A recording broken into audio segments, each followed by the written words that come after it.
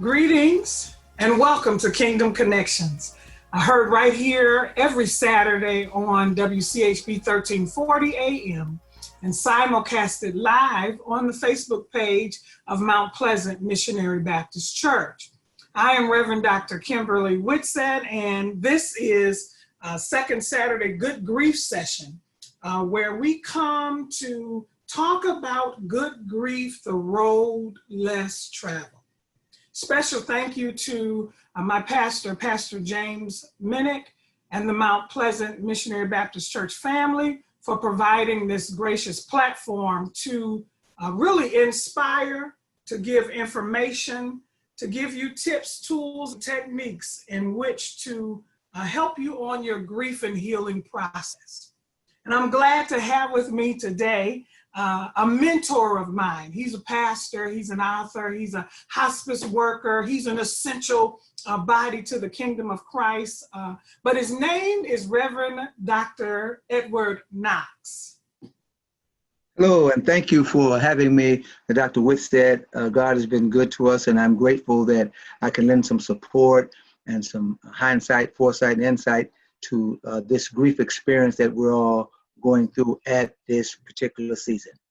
Amen. Thank you again so much, Dr. Knox, for spending your time with us, because we know you could be a lot of places, especially in this pandemic that we're in. And as we are really welcoming back, but doing so at a distance. That's what we're talking about today. Yes. Welcoming back, but doing so at a distance. How do we come in? Because the coronavirus has taken over 5,000 lives in death. And then over 60,000 have been affected by coronavirus 19. But I don't want you to leave those numbers right there. Because as we are dealing with sheltering in and trying to figure out how to re-enter some places, I thought about it in terms of grief. Because right now the world is saying things like, we're going to re-enter businesses, we're going to reopen restaurants, we're going to allow persons to come in again to hospitals, visitors, one patient per a visitor can now come back in, and jobs are now saying you can leave your home and come back to the brick and mortar. And so it is, Dr. Knox, with those that are dealing with grief, that are suffering with all aspects of grief, not just the loss of a loved one, but perhaps the loss of a job and the loss of houses and cars and possessions and things. They also deal with grief. And so Welcome Back, but at a distance, spoke loudly when it comes to those that are dealing with grief. Because when do we reopen our hearts? I mean, think about it. When do we feel it's safe to reopen our trust, to love again, to talk and conversate again? When do we feel that it's safe to put in another application, to try to get another house after a repossession, to try to put in an application for a job after being furloughed during this time? When do we find it safe to reopen again? So we're going to talk about it. A listening audience and Facebook Live, we're going to talk about it. Dr. Knox, I want to hear you jumpstart this, because it's a real deal to feel safe enough to open up again. What you think? Yes, it certainly is. And the statistics, the numbers are alarming. In my opinion, they may not be accurate. They may be higher because of those they have not recorded. But this is very unexpected. I want to use that word unexpected because in grief, I deal with the definition, what is grief? And my definition is anything that we have been attached to that we have been detached from. And once we detach from it, then it causes grief. It's a loss of anything in your life.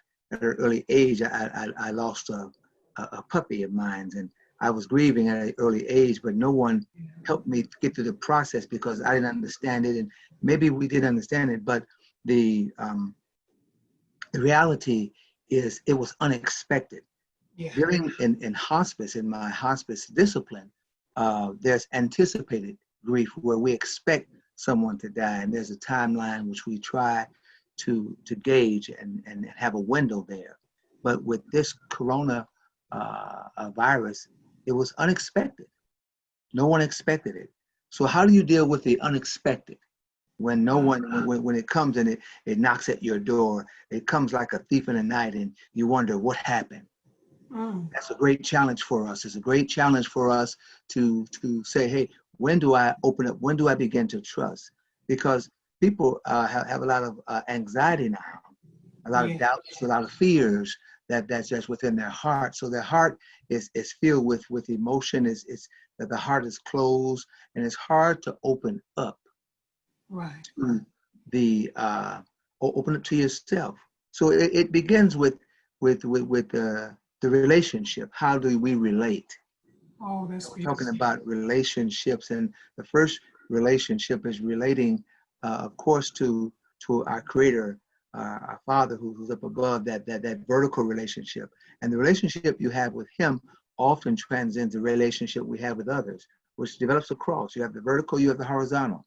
So how does that cross begins to impact you? How do you begin to carry it? And how does it begin to allow you to open up? So we're going to deal with some theological, some practical, and some reality here. Yeah. And oftentimes we've got to begin with people just facing reality. This is real.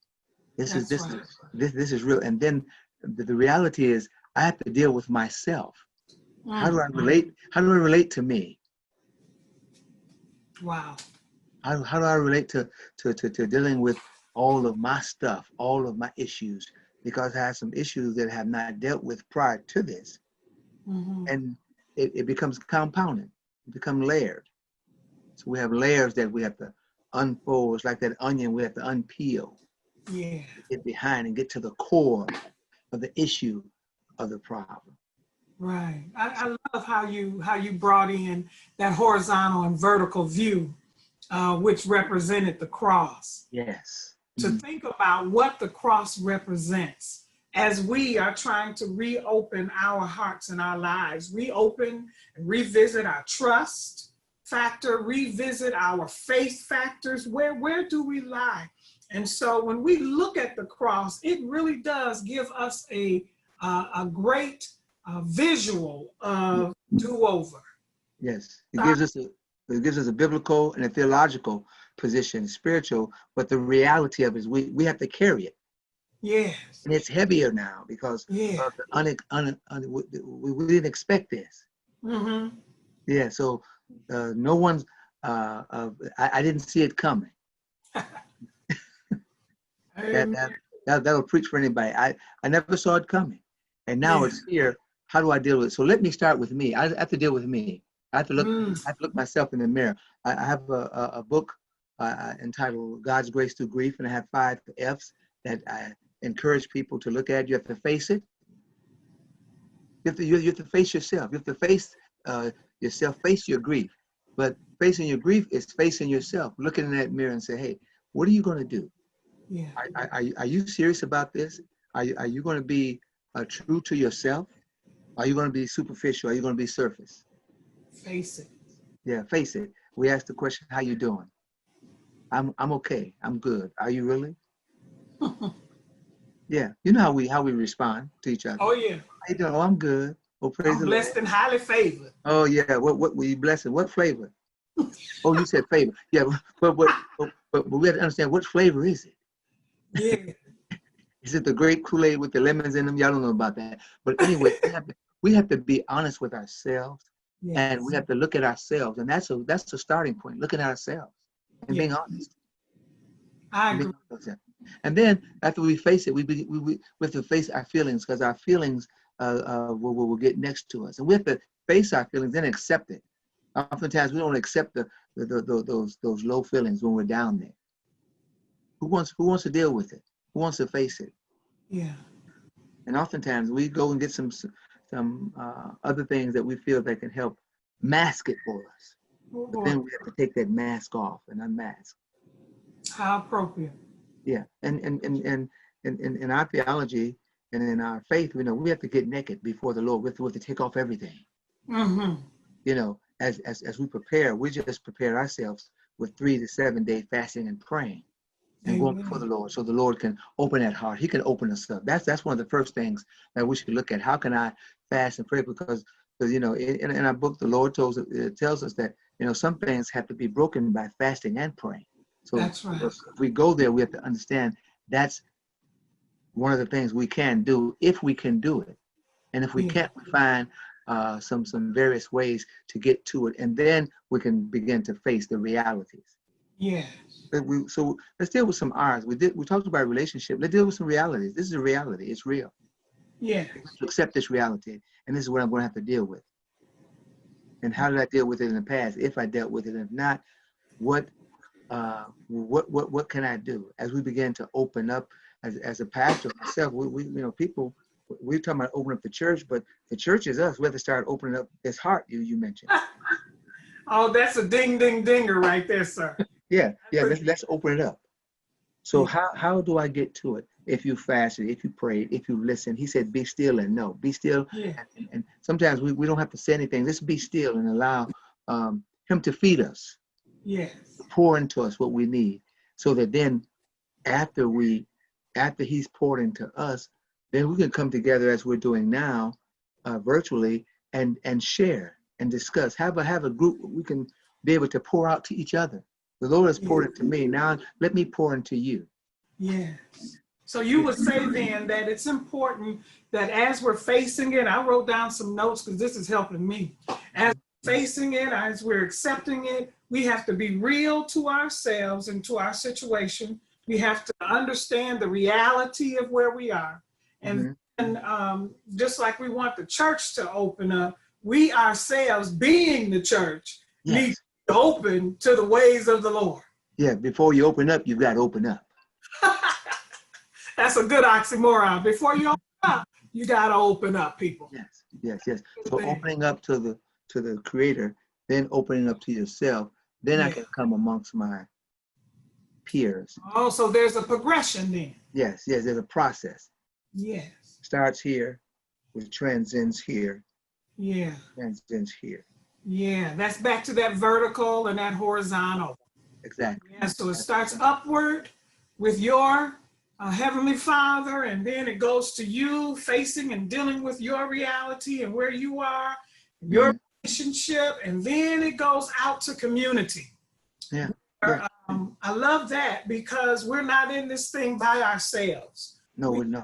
Community is important. And you said something very critical. How do we begin to trust again? Yes. Trusting what's going on, trusting the movement and the applications and the process. Even in the church, you got to begin to trust that the church is preparing itself. We have a few things that we have going on that, you know, helps protect the people and the community. We have a couple of committees, a sanitation station where people come in, they're checked the same way they do when you go in different professional stations, where you know that you're around people who are healthy. Yes. So we got that sanitation station. We have a post-COVID information station where we have all the information. People say, oh, well, we're being educated. We're going to educate our people. Yes. And one of the things that I want us to begin to do, we've got to begin to, once we realize that we've got to get some understanding about this whole thing. So that's why we have to have a committee where we can continue to educate our people. Our people need to be, our people perish because lack of knowledge. Yes. I love that. Educating. And that's one of the critical components that we have in place to continue to educate our people, because we can hear it from various groups and various, you hear from the news, you hear it from the CDC. So, and then we've got to get the truth. That's one of the critical things, the truth. You should know the truth. Right. And the truth shit. So begin to trust, and then understand what is the truth. And everybody's in a different place. Everybody's in a different place of understanding. So it depends on where you are, depends on how you related up here. Yeah. For it to again to saturate and marinate. Are you with me now? Yeah. Because it starts up there. So that's why I said we have to go and fast and pray and begin with him, and then now I can deal with everybody and anybody else. Yeah. And we often cannot handle the truth. We can't handle the truth of ourselves. We can't handle the truth of our reality. It's hard to handle the truth of where we are in relation to Christ. That truth factor is a whole nother ball game, but that's probably for a whole other show. Yes, and the truth of dealing with yourself. Yes. A lot of people, that's the biggest challenge for all of us, dealing with ourselves and accepting what we have missed or what we have to accept, because now we have to accept this. Yeah. And have you, will you, and do you want to? Oh boy. Because a lot of people oftentimes are in denial. Right. You have the symptoms, you have the fever. I'm not claiming that. Okay. You go to the doctor, he said, you got sinus issues. I ain't claiming that. Well, you know, your nose is running, your eyes are itchy, and every time you're around certain pollens and things, that's an indicator that you have sinus issues. Well, I'm not claiming it. Okay, well, don't claim it. Right. You have it. So face that reality. I did with the other R, that reality. Yeah. And then begin to reflect what was happening in the past. Did I accept this? Was I in denial? Or did I want to? So you have to deal with yourself and say, do I really want to? I like that. So a lot of the issues that we are confronted with deals with self. Yes. Self. Self. Let's talk a little bit about self. How are you taking care of yourself? Oh boy. How are you? We call it self-care. Dealing with self-care. Let's deal with health. What's healthy? Is your attitude healthy? Is your psychological mind healthy? Are your eating habits healthy? Are you sleeping well? All right. So those components, looking at the self-interest, though, if those three components are in line, you say you want help, then let's start with us. Oh, help us, help us. Let's start with us. I'm going to engage and I want to be fed some good words so it can fill up my spirit. Fill me up, God. Fill me up. Fill me. Fill me. You know, with your word. Hide it in my heart so I won't. You know. Yeah. Yeah. So once you start eating the right spiritual food, then what you allow to enter your mental. What news are you listening to? What are the people you're talking to? Are they positive? Are they feeding you positive energy so you can relate positively to other people? Because wherever you, so a man thinketh, so is he, and wherever you fed, what will go, it's like a computer, whatever you download. Yeah.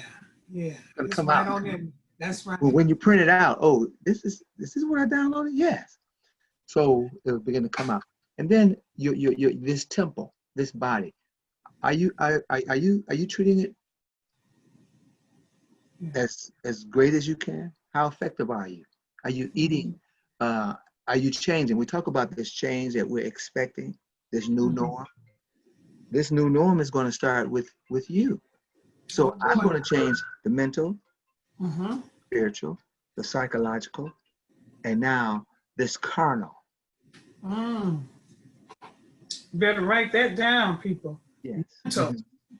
So the other R is re-examine this whole piece we just talked about. Re-examine where you were, re-examine where you are, and then re-examine where do I want to go.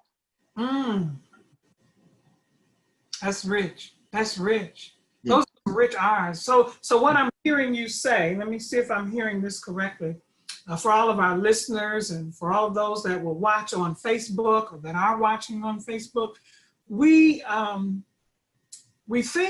I think I'm hearing you say that we need a plan then, a re-entry plan for our own personal lives. Yes, yeah. As we that are or have suffered grief or are suffering through grief, we need a plan, a healthy plan a plan that's going to help us face and accept our reality. That's going Real plan. Mm-hmm. a real plan. That's a real plan in which to re-enter. And again, it's not just re-enter, from the loss of a loved one, but it could be re-entry into the job market. It could be re-entry into buying houses and cars and all that. Re-entry for the self requires, I want to be sure I heard that correctly, self-care. It requires a critical plan, a critical care plan for yourself. Exactly, because we can get caught up in everything that's going on and the grief. And you talked about the loss of the loved one. The loss of the loved one that you've lost is you.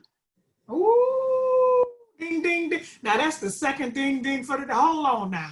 You only get 3 per session. But listen, if we begin to take care of ourselves, then we can begin to help others.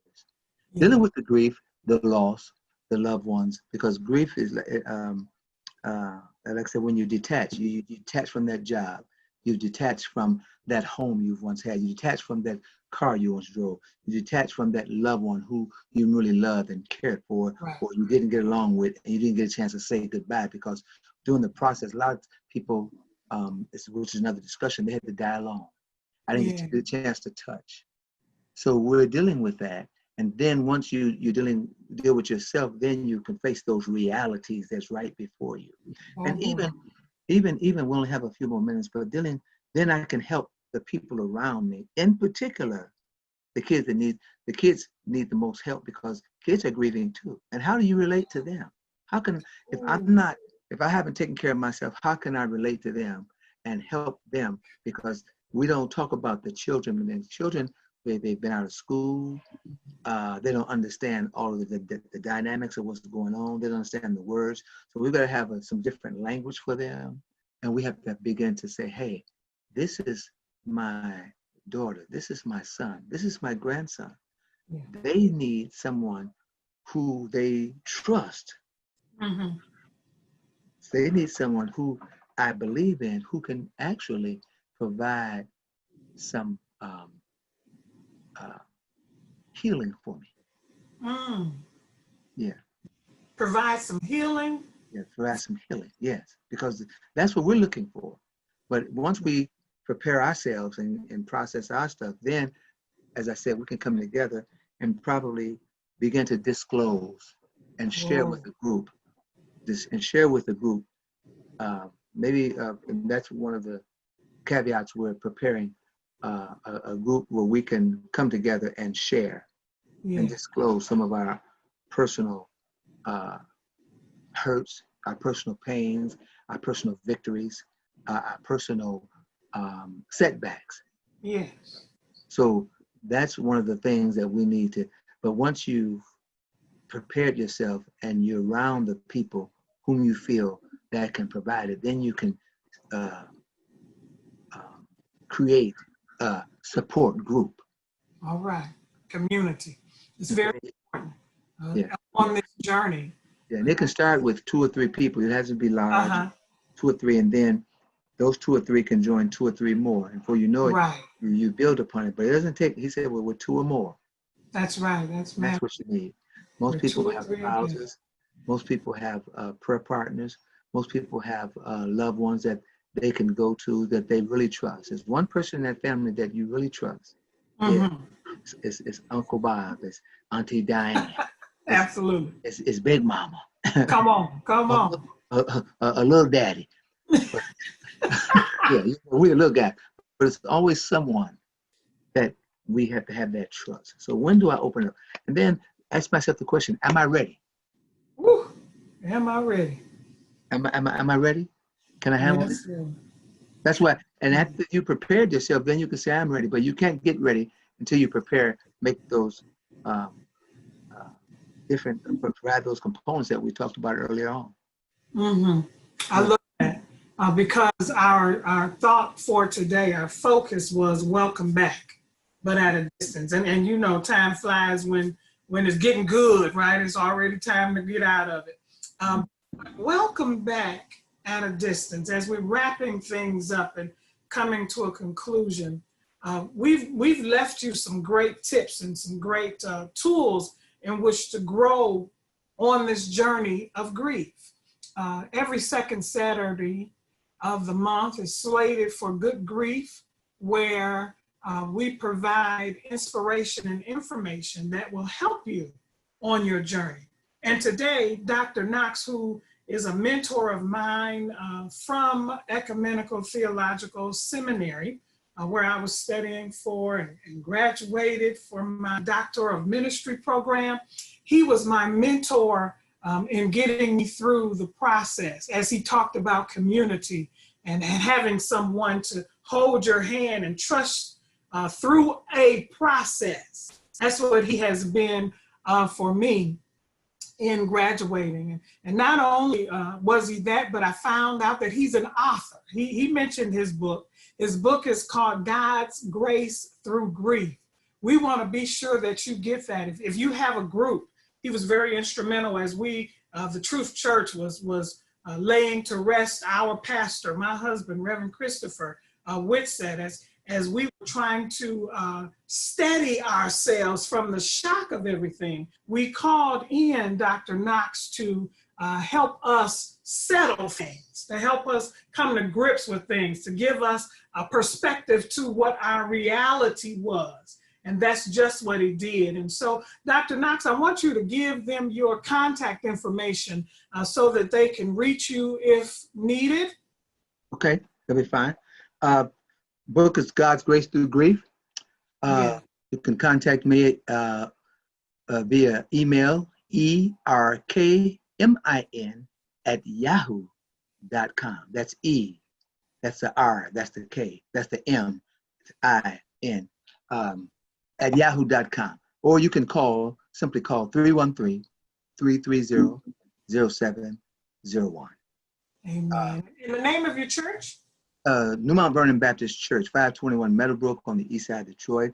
And we're experiencing good grief because God has blessed us. And lastly, Doc, I just want to let us know the last ding.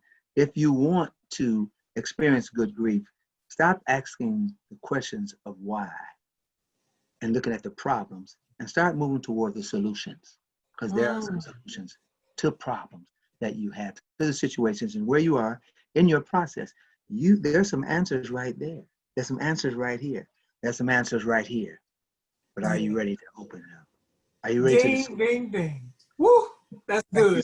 Ding, ding. That's your last ding, ding. He said 3%. So you got your 3. You got to book and read more about those F's and those R's as he expound on them in God's Grace Through Grief. Again, this is Reverend Dr. Kimberly Whitsett, and this has been Kingdom Connection, Good Grief, The Road Less Traveled, with our special guest, mentor, therapist, pastor, and author, etc., Reverend Edward Knox. We thank you for joining us, and we thank you, listening audience, for being a part of this growing conversation.